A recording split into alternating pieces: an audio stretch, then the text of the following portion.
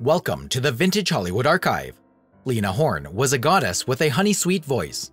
The jazz scholar and author Stanley Couch recalled, "I remember once seeing her on a train. She had a luminous, restrained presence that most superstars try to pretend they have. She really had it." Why was Lena Horne sick to death of Ava Gardner?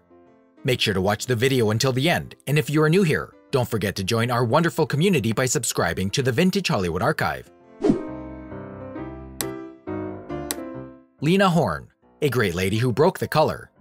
Lena Horne was a singer, dancer, actor, and activist in 20th century America for 7 decades. Lena Mary Calhoun Horne was a charming woman of African American, Native American, and European ancestry, as well as an aquiline elegance and a gleaming mind. She could sing, dance, and crack wise, and by the age of 16, she was stealing the show as a member of the legendary Cotton Club Chorus.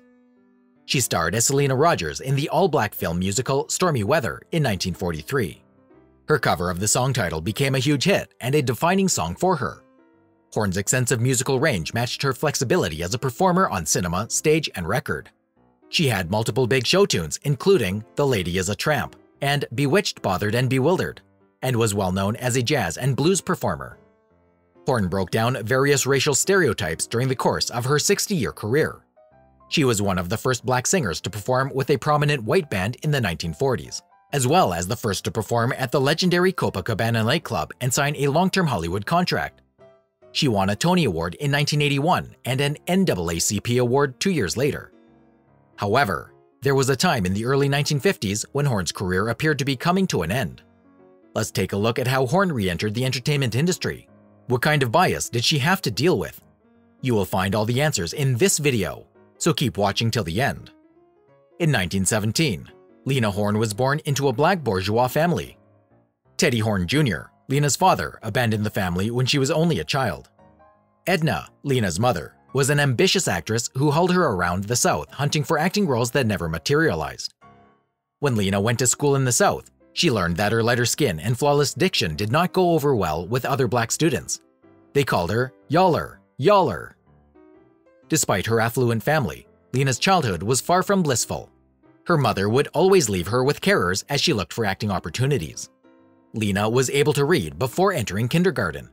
She could always shut off the cold, brutal world by hiding in books. In 1929, Lena returned to Brooklyn for good, enrolling in one of the city's most prestigious integrated girls' high schools. She became a member of the Junior Debs, one of a slew of black bourgeois societies. Her mother gave up performing and became a stage mommy after marrying a white man. Edna put Lena in a dance school, a talent that would come in handy when she auditioned for the Cotton Club chorus line. The Cotton Club was Harlem's most prominent nightclub, where an all-black revue performed for an all-white crowd. There were no black people allowed in the audience.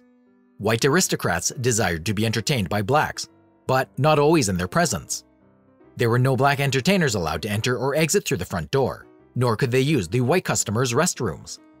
White mobsters were in charge of the club. Despite the fact that she was just 16 and the statutory age to become a Korean was 18, Lena was picked out of hundreds of applicants in 1933. The Cotton Club had a history of not following the regulations. Lena admitted that she couldn't sing or dance. However, she possessed a breathtakingly attractive face that, according to all accounts, was the catalyst for her show business career. Lena became the family's financial backbone. Her mother helped her with her singing, and she went to dancing school after that. Edna got Lena a job with Noble Sissle, a popular black society band leader at the time, in 1935. She was relieved to be out of the Cotton Club, which epitomized everything her grandmother had taught her to despise. Sissle's band was top-notch. It had performed in a number of highbrow white events in Paris, London, and New York. Sissle sat Horne down and instructed her, "You must be a lady at all times."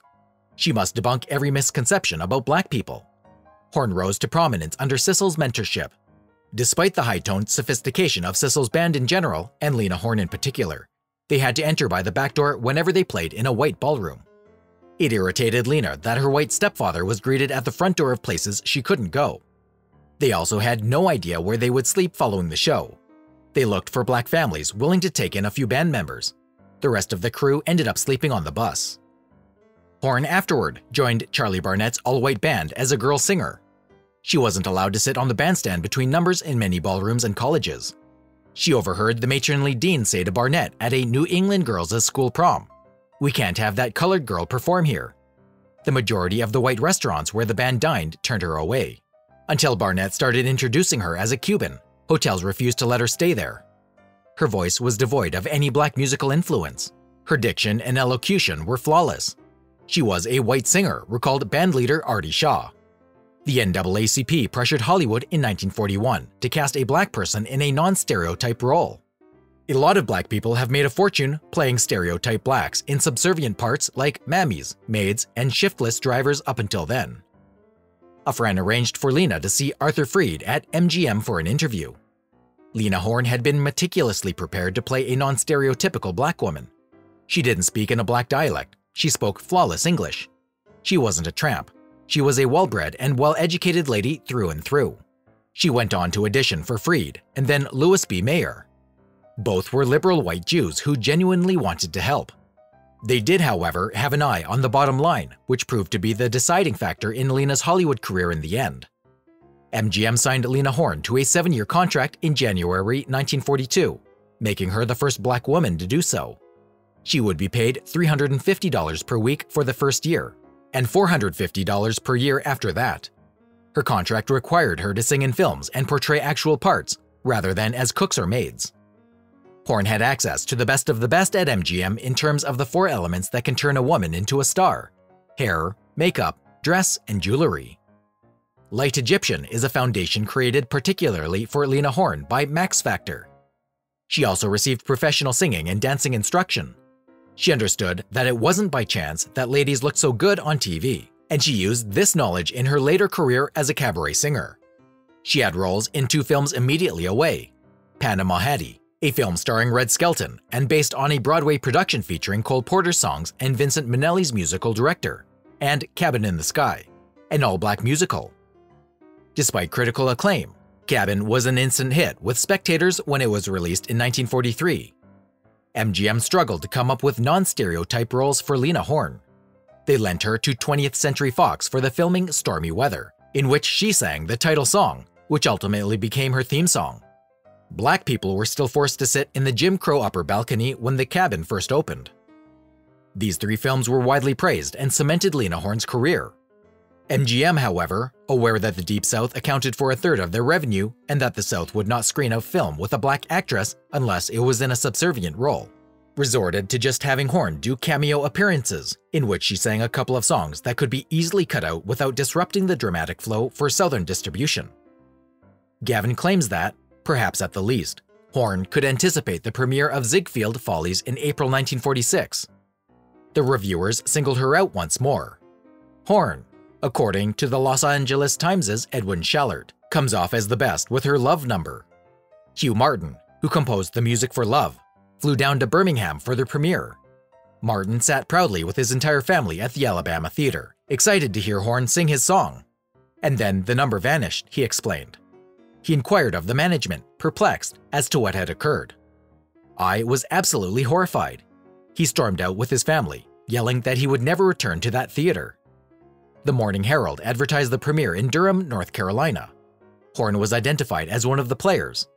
Hundreds of black moviegoers purchased tickets for the initial screening, only to be disappointed when they saw a jagged splice where love should have been. Many of them were enraged and demanded refunds. Horne's name had vanished from classified advertising in less than 24 hours.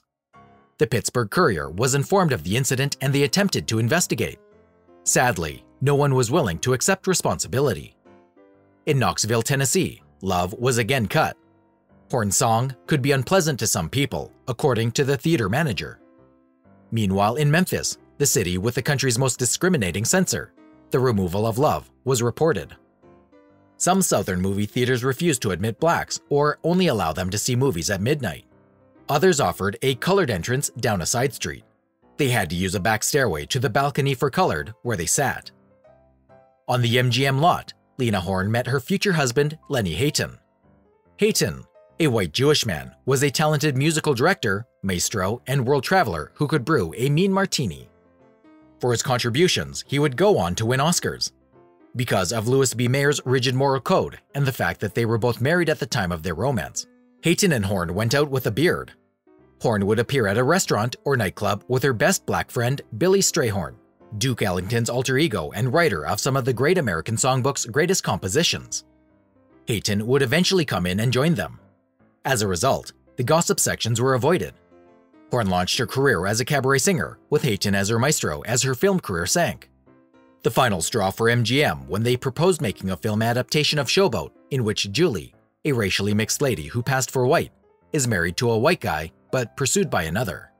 Miscegenation was prohibited at the time, and the envious suitor exposed it. Lena was desperate for the role, believing it was made for her. Finally, MGM would give her a dramatic speaking role rather than putting her up against a pillar and having her perform 2 songs that could easily be removed for Southern distribution. There was one issue. Until 1952, the Hollywood Production Code prohibited a racially mixed person like Lena Horne from having a love relationship with a white partner on screen.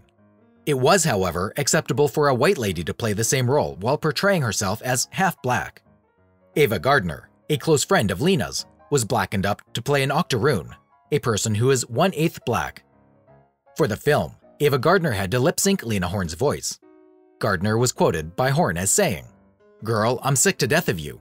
They're locking me up in a sound booth all day and making me work my mouth to Lena Horne's records, so I'll learn to play Julie the way you would have played it. Why didn't they just give you the part in the first place?" Later in her life, Horne increased the intensity of her activism. Because of his militancy, she supported Malcolm X rather than MLK Jr. To oppose anti-Semitism, she wore a Star of David. She developed into a fiery activist. She only said one word, freedom, at the Washington event, where Martin Luther King Jr. made his I Have a Dream speech. Horne continued to regard Showboat as a once-in-a-lifetime opportunity. Horne used Showboat as evidence of MGM's cruel and racist treatment of her in her 1981 Broadway show, The Lady and Her Music. Mayer, she claimed, was a coward because he used someone white who pretended to be me. She felt second class since she couldn't mingle with whites on television. Horne went on to perform at the Empire Room and the Copacabana, as well as other high-end nightclubs and cabarets. Her marriage to Hayton was doomed from the start. Despite their distaste for white people, 4 generations of Horne women married white men: Cora, Edna, Lena, and Lena's daughter Gail, who married legendary Hollywood director Sidney Lumet. At the age of 92, Lena Horne passed away in 2010. She had made a fortune in the millions. Unlike her contemporaries, like Billie Holiday, who died with less than $1 in her bank account, Horne channeled her anti-racism wrath into something positive. It gave her performances a sassy edge that only added to her allure. Unlike Billie, Lena never developed a drug dependency. Due to the loss of a cabaret card, she was never prevented from performing in exclusive New York City nightclubs. Billie Holiday, the first black vocalist to perform with Artie Shaw's all-white band, died in 1959 at the age of 44, a victim of white racism who was vanquished by it, even as Lena Horne surpassed it. Doesn't she seem to be a great inspiration for all the beautiful black stars in Hollywood?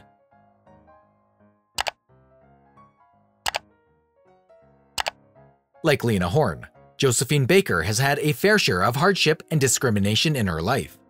She was a very controversial character. Was Josephine Baker a saint or sinner? Watch this video to find out.